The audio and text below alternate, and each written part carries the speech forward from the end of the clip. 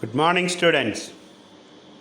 Hope that all of you are safe at home. Welcome back to Learning Social Science after the weekend break. You might have studied chapters such as Role of Government in Health, Struggles for Equality from Social and Political Life textbook. Now, let us try to learn the third chapter from that textbook, and the name of the lesson is How the State Government Works. What you see on the screen on the left side is the State Legislative Assembly of Karnataka State. Governments in India function at different levels. There is a government throughout the country, and that government is known as central government or union government. Then there are state governments which are functioning under the central government. And you had learned about Panchayati Raj, and then you might have understood that government functions at local level also.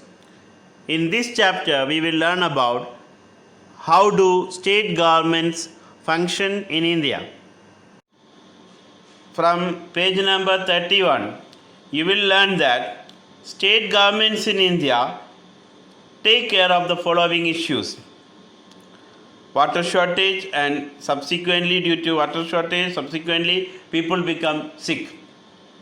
You will learn about services done by traffic police, and also people become sick due to polluted drinking water, and people have to carry water across great distances in India, especially in states like Madhya Pradesh. People protest against their MLA, and what makes people protest against their MLA and who all are involved in that protest, these things we will learn in this chapter. In some areas, people receive water supply only once in 3 days, and the district hospitals are overflowing with patients. So people are not getting adequate treatment or treatment on time. A large number of children suffer from acute diseases in India. So all these problems are taken care, or government tries to solve these problems, and government tries to take care of different needs of people in issues such as these.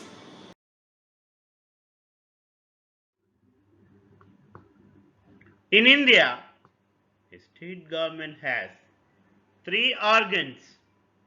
They are legislature, executive, and judiciary.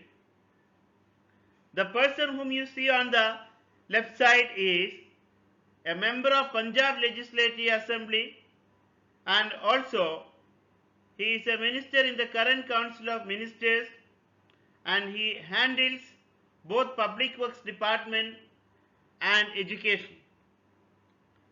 And he is representative of Sangrur Assembly segment in the State Legislative Assembly of Punjab. Members of the Legislative Assembly are elected by the people in India. They become members of the State Legislative Assembly after elections, and these members of State Legislative Assembly form the government. We know that since MLAs are elected by people, they are representatives of people. You know that now there are 28 states in India. What you can see on the screen is an Indian map, and in which Telangana is marked with a special color. Telangana became the 29th state of India on June 2nd, 2014, after the reorganization of the state of Andhra Pradesh. You can read about this in page number 32 and 28 of our textbook. As I mentioned earlier, a government has three organs: legislature, executive, and judiciary. Every state in India has a legislative assembly. Some states have two houses, and in states like Uttar Pradesh, we have state legislative council in addition to state legislative assembly. So this kind of legislature where there are two assemblies or two houses of legislative body, such states we can say they have bicameral legislature. Each state is divided into different constituencies. The state of Himachal Pradesh, say for an example, is divided into 68 assembly constituencies. Like that, there are 243 constituencies in Bihar, and there are 288 constituencies in Maharashtra. That means the number of legislative assembly constituencies. Tamil Nadu has 234 state legislative assembly constituencies. People elect representative who then becomes a member of the legislative assembly. These MLAs either belong to different parties or they are independent. You know, state legislative assembly election was held in the state of Himachal Pradesh on 9th November 2017. As a result of it, Bharatiya Janata Party became the single largest party and it could win more than half of the total number of assembly seats. The party won 44 seats, Indian National Congress won 20 seats. In some constituencies, some independents and Communist Party of India became the winners. And when this result was announced, in two places the people were leading. So whatever it is, a political party needs to have more than 34 MLAs to gain a majority in the state of Himachal Pradesh. The BJP with 44 MLAs had the majority and it became the ruling party. Indian National Congress was the major opposition party since it had the second largest number of MLAs. Here I would like to add one more thing. When the final results came out, the result was like this. Bharatiya Janata Party became the single largest party with 44 seats, there is no change. But Indian National Congress won 21 seats and 2 independents won the election. Thus the total became 68.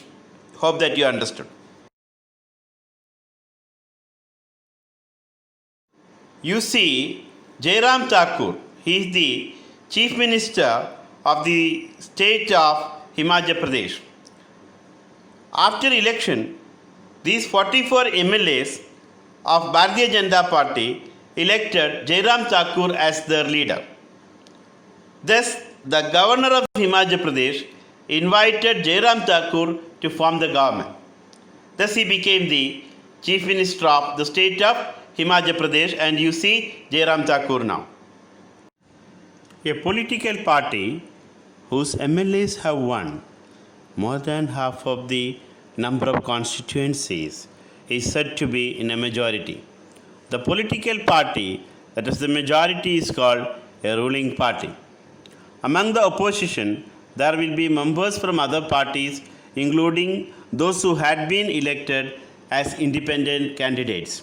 Independent candidates may support the government, then they will not be part of the opposition. Hi children, I know that you are eager to know the person whom you see on the left side now. She is Baby Rani Maurya, the governor of the Indian state Uttarakhand. The head of the state government is the governor. He or she is appointed by the central government to ensure that state government works within the rules and regulations of the constitution. A governor is appointed for a term of 5 years. So you can see that she became the governor of the state of Uttarakhand in August 2018.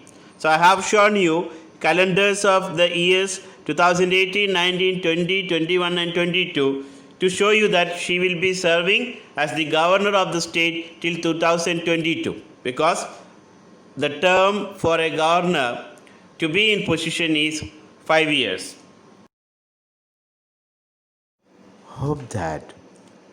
Let me hope that You enjoyed learning and understood the lesson.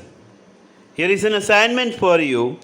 Please try to find out answers of these questions. How many assembly constituencies are there in the state of Himachal Pradesh? Define majority. You can see a table which shows the state assembly election result of the state of Himachal Pradesh when election was held there in 2017. Try to find out in which year was election held in your state to elect the state government the last time, and try to construct a table similar to the one given for Himachal Pradesh which you see on the screen now. Okay, construct a similar table for your state. That's all for the time being. Thank you for being with me. Take care, stay safe.